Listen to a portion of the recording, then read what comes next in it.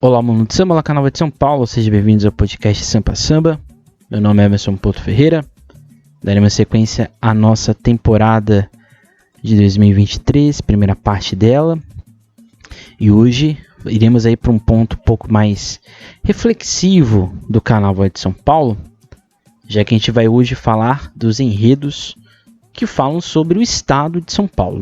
Hoje não iremos falar somente da cidade, hoje falaremos do estado como um todo, toda essa narrativa que é criada dentro dessa paulistaneidade, como já diria o Antônio Celso, professor da Unesp, grande estudioso da ideia de São Paulo, né, aqui no nosso estado. Então, é isso. Então, não deixe de seguir o Sambista da Depressão nas suas redes sociais, Instagram, Twitter, Facebook. E aqui no Twitter, não deixe de curtir, compartilhar, comentar e de se inscrever no nosso canal.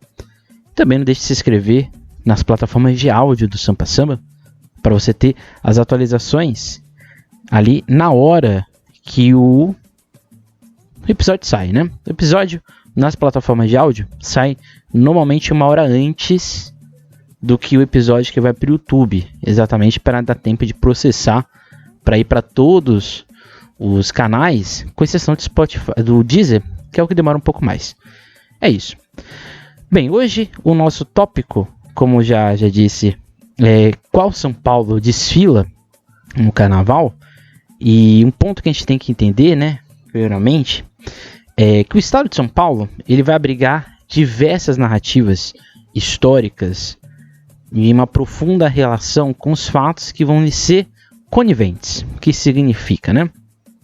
Assim como qualquer ideia de estado, de nação, de país, no caso, né, de estado, né, de país e nação, ou de município, você vai ter uma construção imaginada de um espaço, de um ambiente, dos heróis, dos marcos cronológicos, marcos históricos e assim por diante. Isso, dentro da lógica histórica brasileira, é muito presente, né, é muito distanciado do que acontece. Essa construção imaginada de um espaço democrático, de um espaço que tem ali uma sua organização própria ou específica, vai acontecer de forma um pouco mais acentuada no século XIX, e que nesse século XX o negócio vai estourar de fato, né? Quando a gente pega a ideia de São Paulo é um estado que ele vai estar presente na formação de Brasil desde o começo. Não é muito diferente, né? O Brasil é descoberto, entre aspas, né? O Brasil é invadido, o Brasil passa ali por todo um processo que desde 1500 está se desenvolvendo, né? E a partir ali do meio do processo, ali entre 1550, por aí, você vai ter os primeiros processos, né, de adentramento aqui no que seria São Paulo. Então, São Paulo, se a gente for pegar a história de São Paulo, está desde quando o Brasil é Brasil, né? Desde quando tem essa invasão portuguesa e esse contato com os indígenas, e depois com outros povos que vão vir ou livres ou escravizados. Essa construção narrativa de São Paulo, ela está presente em todos os discípulos que falam sobre ou a cidade, ou sobre o estado, ou outros municípios que existem aqui no estado de São Paulo. O que isso significa? Significa que essa construção de paulista ou de paulistano, ela é uma relação que inclui ao mesmo tempo que exclui. Como isso significa, né? Significa que você tem uma presença muito grande de pessoas que constroem essa realidade e de pessoas que construíram, mas que são silenciadas ou apagadas em diversas ações. Isso o carnaval, de certa forma, ajudou, né? Então, assim, você tem aí 3 grupos que eles coexistem dentro dessa visão iluminada e positivista de enxergar o estado de São Paulo, e você vai ter os negros, que tem um apagamento da sua existência. Se você pega a lógica da cidade de São Paulo, né, você não vai ter uma presença negra muito forte, ou não vai ter uma presença negra forte no sentido de representação. Por isso que é muito importante, né, como a gente já tem em vários estudos, né, sobre o carnaval de São Paulo, mas principalmente as pessoas que estudam samba de bumbo, que estudam os carnavais ali de cordão, principalmente camisa verde e branco, vai, lava-pés, fio de ouro e outros vários. Esses agrupamentos são agrupamentos importantes, né? Porque são agrupamentos negros que formam ou constroem uma ideia de cidade de estado fora da lógica branca. Isso é essencial, né? Porque, de certa maneira, se você tem um apagamento e a exclusão negra dentro desse processo de formação, automaticamente você vai ter uma construção que é, vamos dizer assim, imaginado, ela se edifica num processo de construção de quem está no poder, ou de quem é, vamos dizer assim, o vencedor dessa história. Você vai ter os grupos indígenas, que eles existem dentro dessa lógica de construção do Estado e dos municípios paulistas, só que esse indígena ele só começa a ter voz exatamente quando ele é, vamos dizer assim, tutelado ou ele é aculturado pelo branco. Então essa ideia de que o indígena ele só tem voz a partir do momento que o português chega aqui é uma construção exatamente o que? Estereotipada e extremamente, vamos dizer assim, como posso falar, manipulada, né? Essa é a grande verdade. É uma construção manipulada de enxergar essas populações e esses aldeamentos.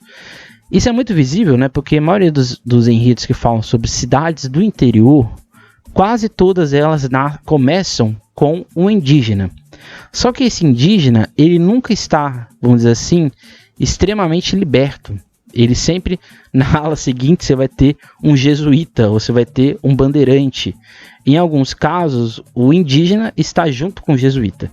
Então, essa realidade indígena vem para um outro grupo, que é o grupo imigrante, que esse é o braço forte do desenvolvimento do Estado. Então, é como se, a partir da chegada de imigrantes aqui em São Paulo, começasse a ter uma história do Estado e do município de São Paulo.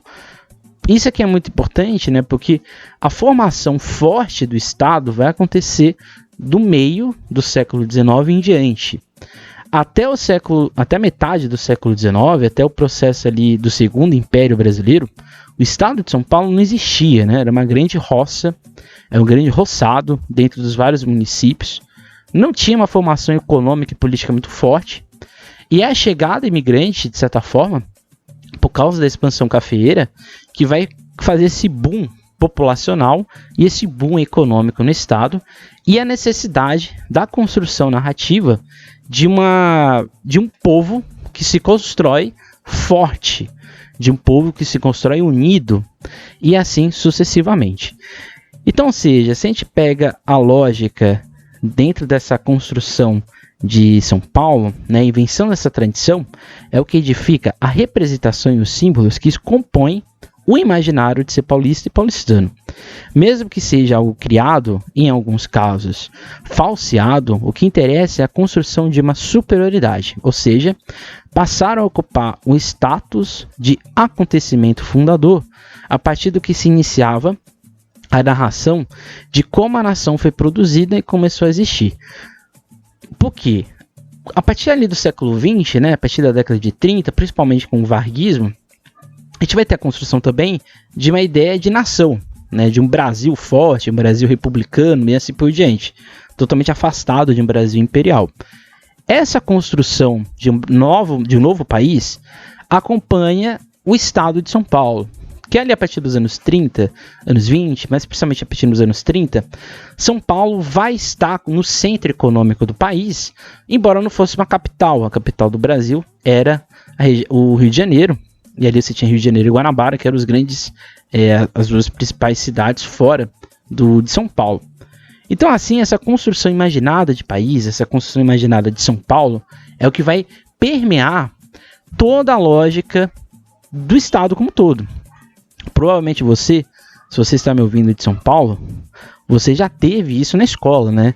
A ideia de que nós somos um centro político, econômico, de pensamento, de cultura, de ciência e assim por diante. Então, essa construção maquiada de São Paulo, inculcada, vai criar esse recalque dentro da própria lógica de construção de São Paulo, que vai influenciar as escolas de samba da cidade como um todo. Isso é muito louco, né, pensar isso, porque se a gente pega a lógica de construção da cidade do Rio de Janeiro, que é uma construção muito mais antiga do que a de São Paulo, você tem, dentro da construção narrativa nas escolas de samba que olham a cidade, um pouco mais de criticidade sobre a realidade, exatamente porque o fato do Rio de Janeiro ter sido passado por um protagonismo na colônia, no Império e na República, fez com que existisse uma massa crítica um pouco maior de analisar o processo como um todo do que a gente tem em São Paulo, né? Aqui em São Paulo as escolas são muito arraigadas a esse pensamento que está vindo desde o século XIX de um Estado forte e centro das decisões existentes. Então, assim, é o que eu chamo de modismo, ou seja, se criou um modismo de entender o que é ou como se narra São Paulo. Então, quando abordamos a história dos acontecimentos dentro da cidade, das cidades do estado ou de seus participantes, quase sempre caímos no mesmo modismo de abordar os temas, né? Então, os floreios dos acontecimentos, então tudo é extremamente exacerbado, principalmente nos anos 60, anos 70, quando São Paulo ou os bandeirantes eram um enredo, quase sempre isso era muito maior do que era. Também é muito importante frisar que, como eu sempre falo aqui, né, os enredos nos anos 60, 70, 80, a maioria deles eram formados, criados a partir de livros didáticos. E a revisão do livro didático, principalmente para a lógica de bandeirante, é uma coisa muito recente, né? Uma coisa de agora. Então, só para a gente ter uma ideia, uma mente de como esses floreios de acontecimentos, eles são bastante, vamos dizer assim, recentes, a tentativa de mudança dele. O Stat é o branco educando o indígena, quase sempre é isso quando a gente tem nesse modismo que passa pelos enredos, principalmente.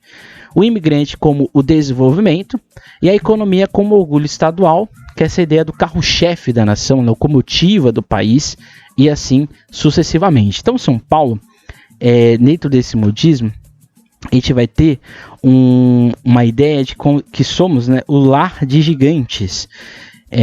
Referência não apenas em seu estado, mas em todo o país, né, o que diretamente vai afetar o modo de narrar essa história no carnaval. Saindo um pouco da lógica dos 450 anos de São Paulo, da cidade de São Paulo, que acho que ali criou-se, né, um signo, né, de como é um fato recente, né, mas se criou um signo de como a gente observa o carnaval olhando a cidade de São Paulo. Se a gente pega só os 450 anos de São Paulo no grupo especial, você não tem nenhuma menção crítica ou não tem uma grande menção crítica à realidade da cidade. Como a gente vai ver daqui a pouco, você tem alguns pontos bem assim isolados, mas você não tem um enredo profundamente crítico de analisar e interpretar todo esse processo. Então, assim, dentro desse modismo, criado dentro da narração dos desfiles, a gente vai ter personagens que são comuns, né? Analisando, daqui a pouco a gente vai falar aqui a quantidade de desfiles, mas o que é comum no que eu pude observar nos sambas, nos enredos, nas sinopses, é o que? O bandeirante, quase todos os enredos que falam de cidade, o bandeirante, ele aparece. Toda vez que ele aparece, ele é um personagem central. Quase nunca ele é posto como confronto, ou seja, ele não é confrontado dentro da sua ação. Então ele é visto quase sempre ou como uma figura bondosa para o crescimento do estado de São Paulo, ou esse bandeirante, ele até passa por um processo de criticidade, mas é uma criticidade um pouco mais branda da sua interpretação. O outro personagem que é muito comum é o jesuíta. Os jesuítas, como disse, eles são acoplados aos indígenas. Esse indígena, dentro da narrativa de São Paulo nos desfiles, quase sempre é dolente. Então esse indígena ele não tem corpo de ação, ele não tem vamos dizer assim, ninguém explica o que aconteceu, que é exatamente o morticídio desses indígenas. Então parece que eles estavam aqui e de uma hora para outra eles já não estavam mais. Então esses três primeiros grupos aqui, né, que é o indígena, o bandeirante e o jesuíta, são um pilar, né, são um tripé para a gente entender todo esse processo de construção inicial desses enredos, principalmente os enredos de cidade. O português, não precisa nem dizer, ele aparece como um grande feitor, um grande, vamos dizer assim, impulsionador do início da paulistanidade. Embora muito interessante a gente perceber isso, porque qual é o signo, qual é a identidade mais assim aceita do que é ser paulista, né? É você ter a mescla do sangue indígena com esse sangue português. Então não existe o sangue negro dentro da construção, vamos dizer assim, paulistana.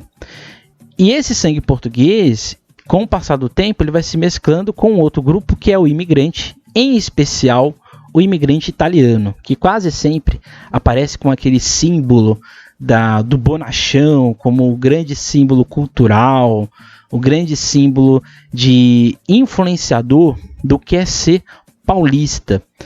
O interessante disso é que quando você não coloca o negro dentro dessa formação identitária racial de São Paulo, você tem dentro dos desfiles de escola de samba uma naturalização, se assim podemos falar, de que o negro não faz parte do processo narrativo de São Paulo.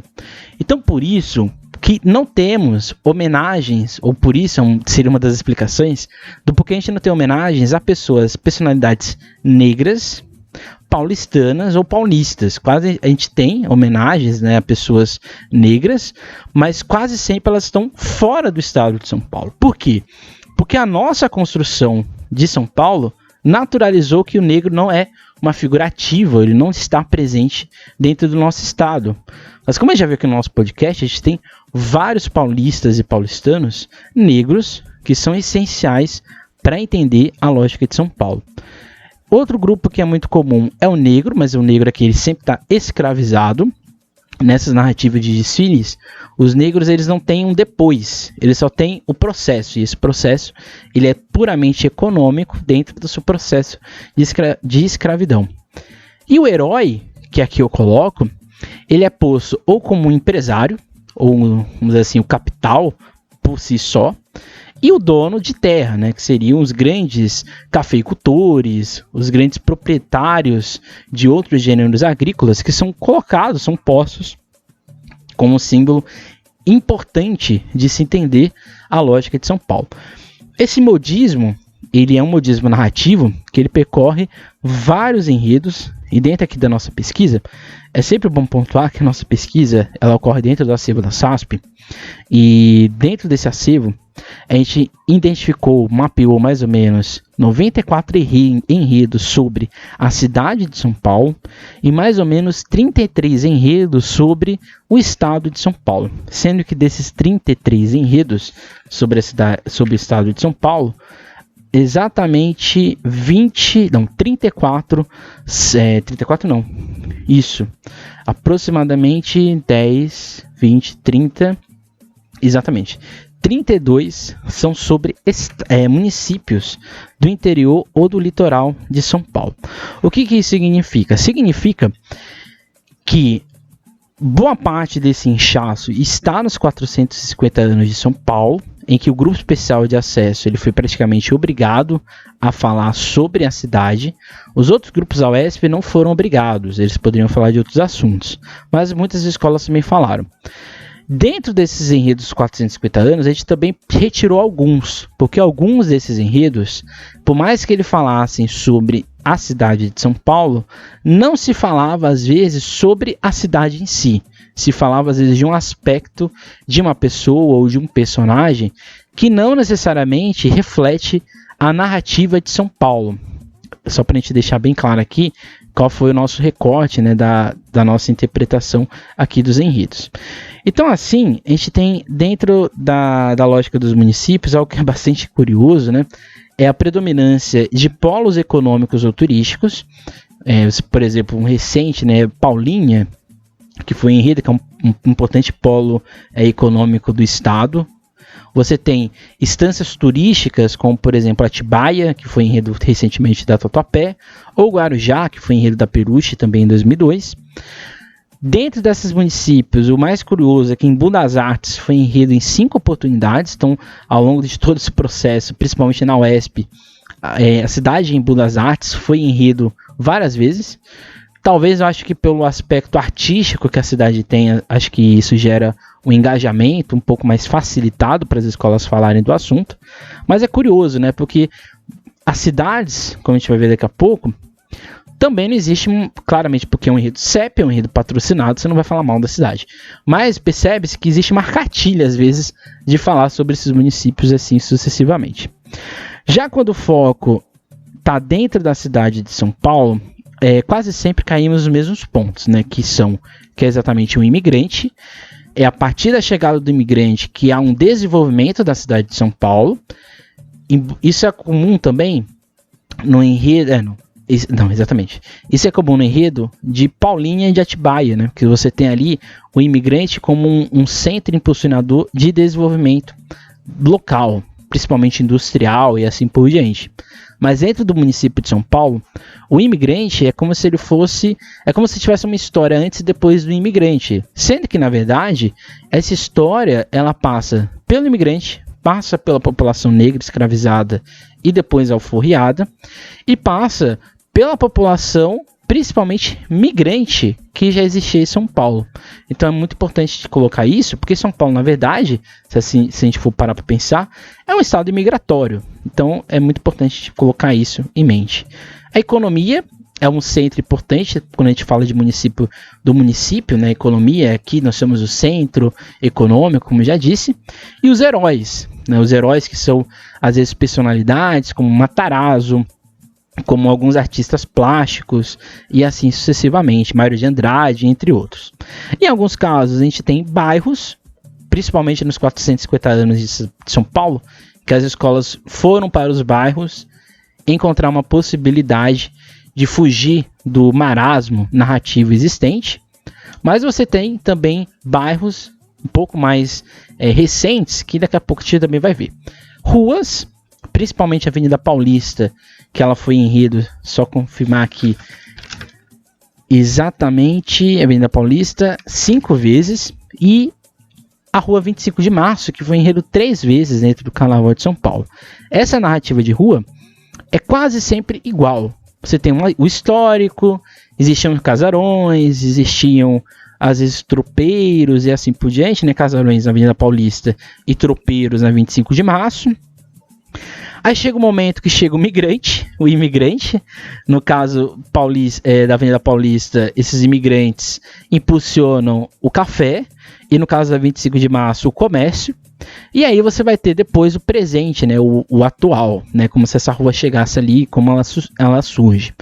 E a noite paulistana, que é comum em vários enredos, o mais famoso dele, né, é o da Vai Vai, a rainha à noite tudo transforma, e você tem também o do Camisa Verde e Branco, né, que também é muito importante, que fala sobre a noite paulistana, e assim por diante. Então agora a gente vai passar aqui por alguns desfiles que são interessantes a gente falar. Vamos então para o litoral, porque no litoral você tem muitos enredos que falam sobre o litoral, mas eu aqui vou destacar três no caso. Ilhabela, que já foi enredo 5 vezes aqui, 4 vezes em São Paulo, mais recentemente na Vila Maria, mas um grupo especial já foi enredo na Nenê, já foi enredo na Colorado do Brás, e outra escola eu vou ficar devendo. Quando você pega o desfile de Ilhabela, é um clássico dentro dessa narrativa do que eu acabei de dizer. Só que aqui, quando a gente vai falar das cidades do litoral, com exceção de São Vicente não, São Vicente também tem. Com exceção de Cubatão, todas elas têm o mar como o centro ou que puxa a sua narrativa. É assim em Ilhabela, é assim no Guarujá, é assim em São Vicente, porque é o descobrimento, né, o mar encontra a terra, e é assim em Itanhaém, que é a mesma coisa, né, o mar encontra a terra. Nessas narrativas, por exemplo, no desfile de Ilhabela da Vila Maria, você tem o mar, logo em seguida você tem o indígena, só que aqui na Vila Maria tentou se construir que esse indígena ele tem um empoderamento, né? Ele tem ali uma construção mítica, no caso no desfile, mas também de histórias a ser contadas. Então isso aqui já é uma perspectiva de mudança nesses enredos. E aí você vai ter o desenvolvimento da cidade até chegar no final, que é o grande panfleto turístico. Quando a gente pega a cidade de Itanhaém, que foi enredo na Pérola Negra, você tem uma coisa bastante interessante, que é o quê? Itanhaém é onde morou, ou passou boa parte da vida, um dos padres, os principais padres jesuítas. Então você tem claramente uma aproximação um pouco maior. Mas quando você sai da lógica do descobrimento, entre aspas, do encontro do jesuíta com o índio, com o indígena e com o branco, você vai ter a mesma linha cronológica de falar, né? Você vai falar da natureza, você vai falar do processo imigratório, e você vai terminar no panfleto turístico da cidade. O caso mais interessante quando a gente fala das cidades do litoral é Cubatão. Cubatão, em tese, não tem como você falar de Cubatão se você não ter o ponto crítico. Então, de certa forma, desses enredos do litoral, se podemos falar, você tem em Cubatão, na Vila Maria, uma construção um pouco mais social de entender a história da cidade do que necessariamente um ponto, vamos dizer assim, como posso falar, uma narrativa oficial de falar do Estado. Por quê? Você já começa com a morte, em seguida você tem a vida, aí você vai ter o processo indígena, você vai ter o processo de colonização, como todo, você vai ter a indústria, você vai ter a tradição nordestina, até chegar no final, que é toda essa celebração da vida em Cubatão. Então, interessante é porque a escola, e principalmente o carnavalesco, que era o Wagner, conseguiu criar uma narrativa que fugisse do estereótipo de uma cidade. Cubatão é uma cidade do litoral, que não tem praia, mas de certa forma a escola conseguiu encontrar uma maneira de você falar da cidade, apontar pontos negativos que aconteceram no seu passado, e a partir disso você desenvolver toda uma narrativa. Então, só para a gente entender, né, que se a gente compara Ilhabela e Cubatão, você vai ter ali um contraste bastante interessante, né, nessa narrativa que se apresenta. Quando a gente vai para o interior, a gente tem um ponto que é bastante curioso, porque as cidades do interior, elas são sempre narradas da mesma forma. Se a gente pega o desfile da Águia de Ouro de Ribeirão Preto e o desfile da Tom Maior de São Bernardo, é idêntico o começo, né? No começo você vai ter o indígena, depois você vai ter o português, depois você vai ter a imigração, depois você vai ter aspectos da cidade, e no final você vai ter o panfletário. Só que o interessante de Ribeirão Preto é que a escola coloca esse aspecto afro-brasileiro, que é o Oxum, no começo, né, para falar das águas e tudo mais, que eu acho que é um tanto quanto complicado ali, não ficou muito fácil, não ficou muito nítido na hora de entender ali a construção. Mas o interessante, quando a gente vai para o interior, a narrativa é muito semelhante. Eu não sei se é por falta de criatividade carnavalesca de falar do assunto, ou se é uma forma um pouco mais assim encapsulada de ir para o senso comum, ou de não ter grandes problemas com patrocínio, então você vai para o que está lá praticamente no site da Secretaria de Turismo. A gente pode destacar aqui também Atibaia, né? Porque Atibaia você tenta sair desse estereótipo de cidade, mas você acaba caindo no estereótipo de cidade, né? Porque você coloca como se toda ela fosse uma cidade sertaneja, o que não é uma verdade, né? Nenhuma cidade tem um signo próprio ou um signo único de identificação cultural. Você tem, acho que, um enredo que é bastante interessante, que não é sobre uma cidade do interior de São Paulo, mas é sobre o Circuito das Frutas, que é o desfile da Rosa de Ouro de 2003. E por que a gente destaca aqui a Rosa de Ouro de 2003?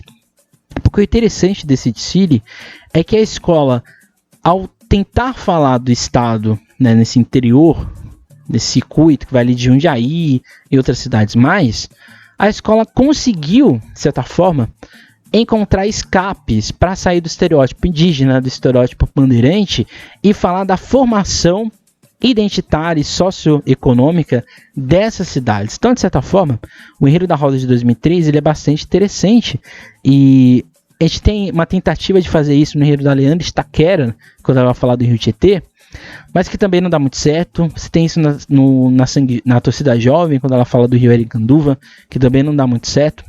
Então acho que a Rosa de Ouro foi a que conseguiu melhor falar do estado, ou abranger ele de certa forma um pouco mais ampla. Vamos falar aqui de 3 escolas que falaram muito de São Paulo, né? A gente já tem aqui inclusive um episódio que é a Roseira Paulistana, que a gente fala lá a gente fala um pouco mais aprofundado de todos os enredos paulistanos da Rosa de Ouro. Mas a Rosa de Ouro, ela tem mais de 7 enredos, mais de 8 enredos, na verdade, sobre a cidade de São Paulo. A Mocidade tem mais de 5, tem 5 na verdade, e a Lava Pés tem 5 enredos sobre São Paulo. A maioria desses enredos, principalmente da Lava Pés e da Mocidade, estão localizados na década de 70, em que a lógica de entender a cidade de São Paulo, a capital, era o nostálgico. Tanto é que um dos enredos da Rosa de Ouro é Nostalgia, que fala da nostalgia da velha São Paulo. Você tem a Mocidade Alegre, que vai falar, né, no seu tricampeonato, né, os 2 últimos títulos é sobre São Paulo. E é uma São Paulo, vamos dizer assim, utópica, uma cidade dos sonhos, uma cidade da nostalgia, né, de uma velha São Paulo. E a Lava Pés, que também faz essa narrativa também de São Paulo, sempre do nostálgico, do tempo áureo, da cidade forte e assim por diante. O interessante aqui, principalmente a Rosa de Ouro e a Mocidade, a gente está falando de 2 escolas que tem um processo de formação que é dentro desse núcleo, vamos dizer assim, de uma história oficial de entender São Paulo. Então, talvez por isso, principalmente a Rosa de Ouro, a gente tem essa interpretação de uma cidade que é muito mais romântica do que necessariamente do que ela é. Então você não vai ter na Rosa de Ouro enredos que vão colocar um ponto crítico sobre a cidade de São Paulo. Você tem isso apenas em 92, no Duco Duco, mas mesmo assim é muito leve se a gente for comparar com outros enredos que já falaram da cidade de São Paulo. A Mocidade Alegre, toda vez que ela fala de São Paulo, ela não vai criticar a cidade, em hipótese alguma, e a Lava Pés é a mesma coisa. Mas quando a gente pega exatamente essa ideia, né, que foi o que a gente acabou de falar aqui, a gente tem alguns exemplos que exemplificam, né, isso que eu acabei de falar, né? Você tem, por exemplo, 2004, na Rosa de Ouro, no Ano dos Monumentos. Todos os monumentos são falados, quase 100% são brancos. Os únicos monumentos indígenas, eles são bastante diluídos na narrativa do enredo. Então você tem, na verdade, uma construção de São Paulo na oficialidade. Algo que acontece também em 92, como a que a gente acabou de falar. E a Mocidade Alegre, a gente pega aqui o desfile mais recente sobre São Paulo da cidade, que é o desfile de 2008, você tem a mesma lógica, né? Uma cidade das festas, acolhedora, que não dorme e assim por diante, que é esse velho estereótipo construído. Isso é ruim? Não é ruim. O problema é que quando você não coloca um contraponto, né? Quando você não coloca que essa cidade, na verdade, não é tudo isso que se fala. Então isso é bastante interessante a gente pontuar aqui. Mas você também vai ter enredos que são um pouco mais críticos dessa realidade. Você vai ter, por exemplo, citar aqui o desfile da Gaviões da Fiel, que é sobre as ruas de São Paulo. E ali você vai ter vários planos de entender que essas ruas paulistanas são ruas nem sempre glamourosas, nem sempre tem essa ideia da frenética do econômico, do cultural. Você vai ter ali degradados, você vai ter pessoas que são desassistidas da cidade. Então é interessante que esse mundo da Rua da Gaviões é, na verdade, uma São Paulo problemática, uma São Paulo que não olha para o seu munícipe, que coloca ele dentro de uma engrenagem e assim o satura, de certa maneira, né? Que é uma construção de quem estuda a parte de cidade, que, na verdade, a cidade de São Paulo, as pessoas sobrevivem nela, né? Elas não habitam a cidade, elas estão ali apenas existindo. Isso é bastante interessante também de pontuar. A Tom Maior tem 2 desfiles que eu acho que são interessantes, que são críticos da cidade de São Paulo. Você tem o desfile de 2004, quando a escola estava no grupo de acesso, que ela vai falar do trabalho na cidade de São Paulo. E ela vai dizer que esse trabalho, na verdade, não é tão romantizado assim como dizem, né? Porque ela vai colocar o indígena, ela vai colocar o imigrante, mas ela vai dizer que, na verdade, esses grupos foram mais explorados do que necessariamente eles tiveram um empoderamento, como tanto dizem na lógica narrativa de história de cidade de São Paulo. E em 2008... 2008? 2008. A escola faz uma proposta semelhante quando ela vai falar da economia do estado de São Paulo como um todo. E quando ela vai olhar para a formação da cidade de São Paulo, ela vai dizer que não é tudo isso que dizem, né? Você tem ali uma ideia de ganância, você tem ali uma ideia de poder, de utilizar o trabalho alheio para fazer essa construção e assim por diante. Então você tem aspectos críticos, mas são bastante raros de acontecerem. e de se desenvolverem dentro do desfile, até porque, por exemplo, se a gente pega aqui, a maioria desses desfiles que a gente acabou de falar aqui são de 2004. Em 2004, ninguém poderia falar mal da cidade de São Paulo de certa forma, né, ou falar que teriam problemas na cidade, porque estava recebendo uma subversão pública, né? Pegaria um pouco mal para quem fosse ousado o suficiente para fazer isso. A gente tem também enredos que são interessantes porque eles observam a construção de São Paulo por outras óticas.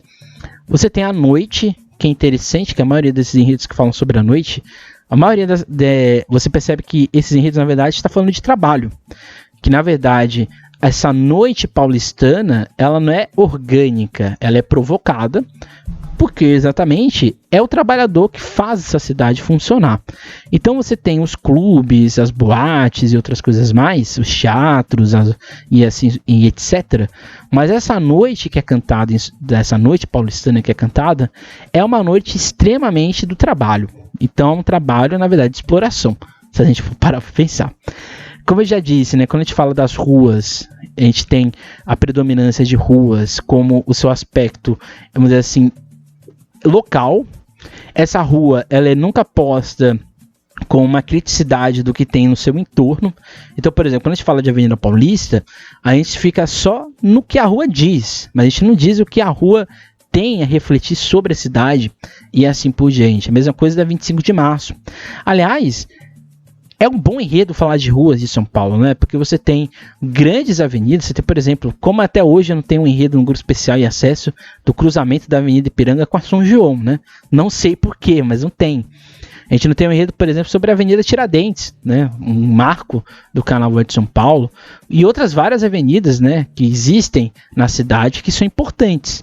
Então acho que é um capital de enredo que eu acho que falta as escolas explorarem um pouco melhor. E assim por diante. E alguns enredos que falam sobre São Paulo na visão nordestina. O mais emblemático deles é o da Tucuruvi, que eu acho que é um grande, né, que é 2011.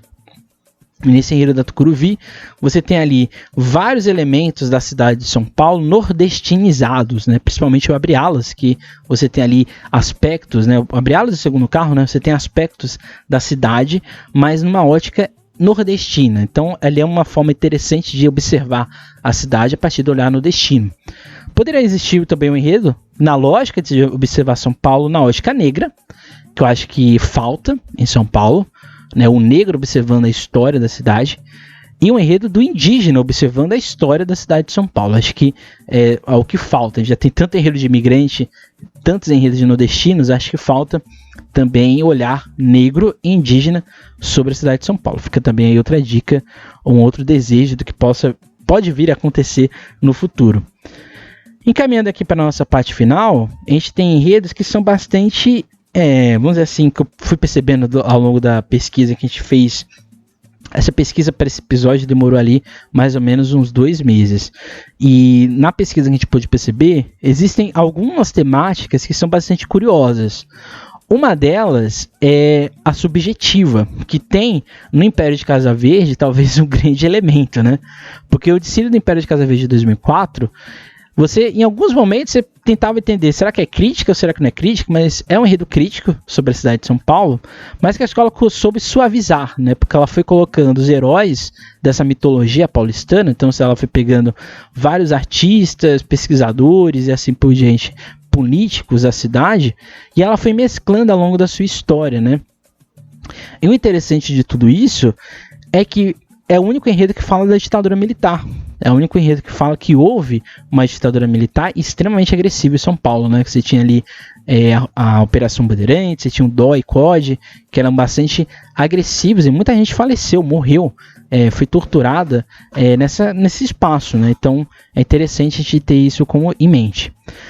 Alguns enredos críticos, quando falam da cidade de São Paulo, quase todos são do Marco Aurélio Rufim, então acho que ele é um vetor dessa criticidade, e é muito interessante, né? Porque o enredo da Tucuruvi, quando ele fala da CEAGESP, ele já disse que essa cidade não dá alimento para a sua população, não dá alimento para o seu povo, então é interessante isso como um todo.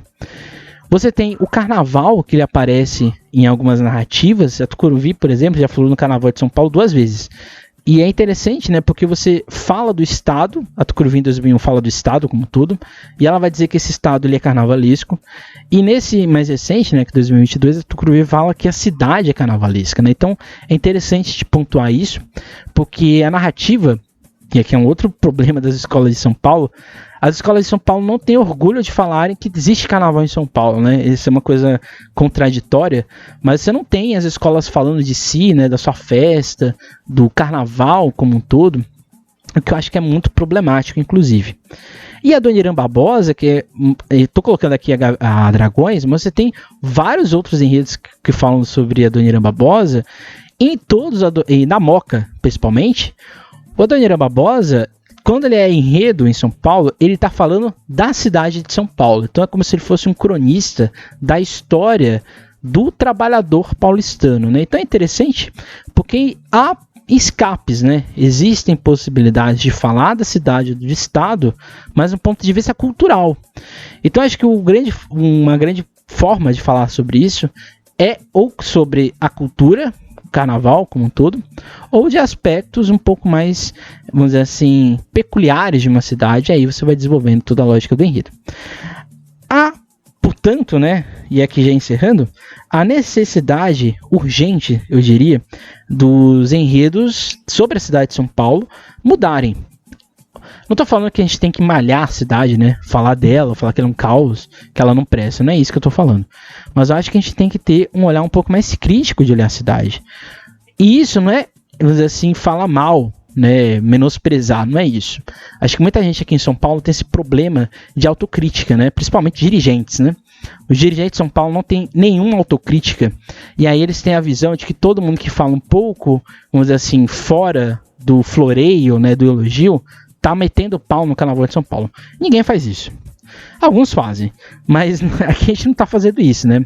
Aqui a gente tá falando da importância narrativa de mudar o nosso olhar sobre a cidade. Vou citar aqui dois enredos que aconteceram esse ano, o da Vila Esperança na Imperatriz Apolocéia, em que a escola falou do bairro, mas colocou o carnaval como o ponto central dessa discussão. E ali você teve o desenvolvimento da Vila Esperança pelo carnaval. Então ali você teve um entendimento histórico de entender os processos de formação de identidade, de cultura dessa região. Você teve talvez o mais crítico, que é o enredo da Mocidade Unida da Moca, que o que você tem ali? Uma interpretação, uma reescrita dessa narrativa, desses heróis que São Paulo canta e tanto tem orgulho, e a partir disso a escola construiu, né, ergueu uma narrativa específica, ou entre aspas, inédita, de falar do Chaguinhas. E ali no final você tinha exatamente uma tentativa de criticar ou de questionar esse símbolo da paulistaneidade, né? Quais são esses signos que São Paulo tanto tem orgulho de lembrar. Então são dois exemplos de como a gente pode falar da cidade e fugir do óbvio. E você tem o enredo da Vai Vai do ano que vem, de 2024, que você está ali também, quando você vai exaltar a cultura do hip hop, você vai exaltar essa cultura de rua negra, você está narrando, você está contando a cidade de São Paulo a partir de um outro viés. Então aquilo que eu disse, né, do negro contando a história de São Paulo, ou seu processo de formação, eu acho que é o cerne, pelo menos é o que dá para perceber, do enredo da Vai Vai para 2024. Então a gente tem perspectivas de mudança, eu acho que isso passa principalmente pelas escolas terem coragem e autocrítica de olhar para o seu passado e perceberem que elas contribuíram para essa sedimentação narrativa de que São Paulo é um estado e uma cidade que não tem erros, tudo aqui é maravilhoso e perfeito, e também dos próprios artistas, né? De conhecerem um pouco mais a cidade, andar na cidade, percorrer São Paulo, o estado, as cidades, os municípios, e entender que tem muitas histórias aqui a serem contadas e histórias que estão fora da lógica, vamos dizer assim, operacional, né, no status quo de perceber a cidade como um todo. Então a gente tem muito a mudar. E qual é a São Paulo que desfila na avenida? Eu acho que ainda é uma São Paulo extremamente estereotipada, seja na cidade, seja no estado como um todo. E como eu disse, muita coisa temos aí pela frente. Então esse foi o nosso episódio de hoje. um episódio um pouco mais teórico, né? Eu adoro fazer esse tipo de episódio. A gente tem aqui também um episódio sobre a religião, que é parte 1 e parte 2, que a gente faz o mesmo processo de pesquisa. E a gente tem o episódio do Nordeste, que também a gente faz o mesmo processo de pesquisa semelhante. Qual vai ser o próximo? Qual vai ser a grande temática que a gente vai falar na próxima vez? Não sabemos. A gente também tem dos enredos CEPs, né? Fica aí também um convite para fazer lá, observar a nossa interpretação. É isso, gente. Esse foi o nosso episódio de hoje. Não deixe de seguir o Saber Se Depressão nas suas redes sociais, aqui no Instagram, no Twitter e no Facebook. E aqui no YouTube, não deixe de curtir, compartilhar, comentar e se inscrever no nosso canal, assim como também nas plataformas de áudio. É isso. Até a próxima. Nunca esqueça e nunca deixe de sambar.